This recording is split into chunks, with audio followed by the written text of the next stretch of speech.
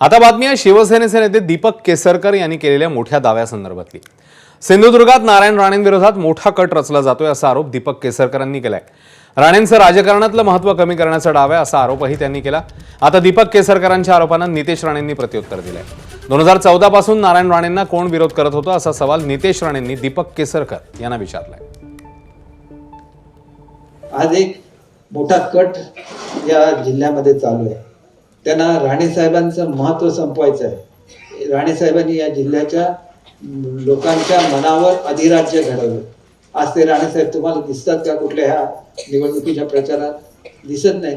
राणे साहेबांचा शब्द होता, आम्हाला सुद्धा वाटत होतं की आम्ही राज्याच्या स्तरावर एकत्र काम करतो, तर आम्ही इथं सुद्धा एकत्र काम केलं पाहिजे। 2014 पासून कोणी सुरुवात केली? राणे साहेबांच्या विरोधात दहशतवाद हा विषय कोणी चुकीची त्यांची प्रतिमा खराब केली? 14 पासून ते 24 पर्यंत हा जो काही प्रवास राणे साहेबांचा आणि राणे कुटुंबाचा झालेला आहे, त्याची सुरुवात कोणी केली 2014 ला? आणि तेच म्हणतायत, म्हणून हसायला आलं, तेच म्हणतायत की राणे साहेबांना संपवण्याचा कट रचला जातोय। एबीपी माझा, उघडा डोळे बघा नीट।